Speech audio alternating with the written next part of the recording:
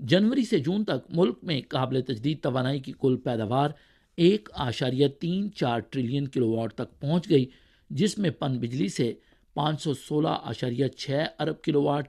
پنون بجلی سے 462.8 ارب کلو what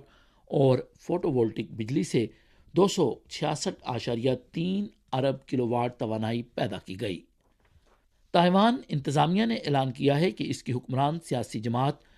D P پی کا اہم رکن لائی چھنگ ڈا اگست میں امریکہ کے ذریعے ٹرانزٹ کرے گا۔ اس حوالے سے چین کی ریاستی کونسل کے دفتر امور تائیوان کے ترجمان چھن بین ہوا نے 19 جولائی کو پریس کانفرنس میں ایک سوال کے جواب میں کہا کہ ہم اس بات کی سختی سے مخالفت کرتے ہیں